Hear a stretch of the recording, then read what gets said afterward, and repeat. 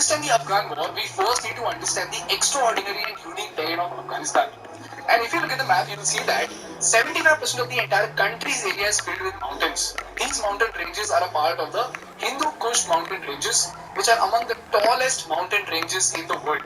Secondly, Afghanistan has extreme climatic conditions where temperatures go from -7 degrees to even 39 degrees. So transporting supplies during winter is practically a nightmare. And thirdly, Afghanistan is one of the 44 landlocked countries in the world. So if you look at the map, you will see that if you want to ship something to Afghanistan, you have no ports at all. And the closest port of Karachi is far, far away in Pakistan. And if you want to ship materials from the northern route, you will have to ship to Riga in Latvia via sea and then come by rail through Russia, Kazakhstan, Uzbekistan, Kyrgyzstan, Tajikistan and then to Mazar-e-Sharif in Afghanistan. And even after you enter Afghanistan, there are no concrete highways that could actually connect the most important cities of the country. So again, shipping goods and materials within the country is also very, very difficult. These are the geographical challenges of Afghanistan. If this is very, very clear to you, let's understand America's war in Afghanistan.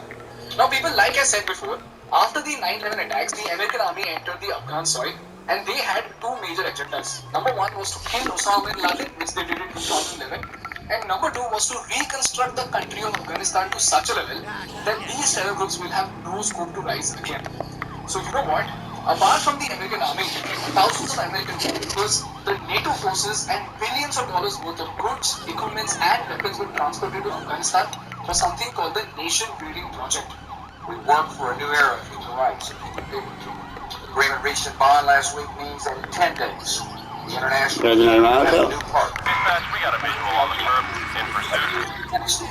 We will ensure that Afghanistan is never a safe haven for terror, but is instead a country that is strong, sovereign, and able to stand on its own two feet. So you see, the greatest army in the world, because of the richest country in the world, Afghanistan today must have at least become a developing country, right? Then the question is, what exactly went wrong? Well, as it turns out, mistakes. The first thing they got wrong was the assessment of their key performance indicators. And if you are in the corporate, you know that key performance indicators are important metrics that we keep an eye on to assess whether a system or a company is doing well or not. So when you're putting in billions of dollars into education in Afghanistan, what should be your KPI? It should be the education of teachers and the performance of the students, right? Well, guess what? The US spent $716 billion to boost the primary and secondary education by building schools in Afghanistan.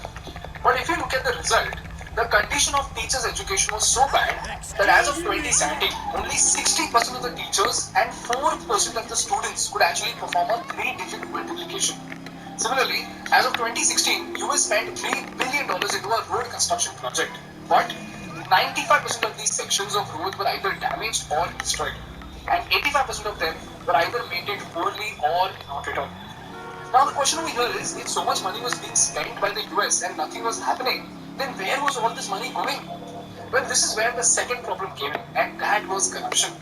A classic example of the same is the corruption in the Afghan army. Now people, if you look at the number of American soldiers stationed in Afghanistan over time, you will see that the maximum American troops deployed never went beyond 1 lakh soldiers. So obviously, just 1 lakh American soldiers cannot guard the entire region of Afghanistan, right? So they had to actually hand over the charge to Afghan soldiers so that together they could guard the entire country.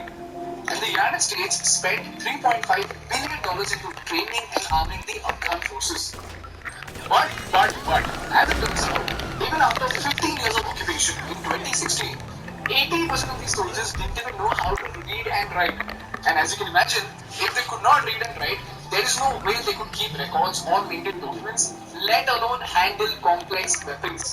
And the most shocking fact of all is that, according to the former finance minister of Afghanistan, most of the 3 lakh troops and police recorded on the government's books did not even exist.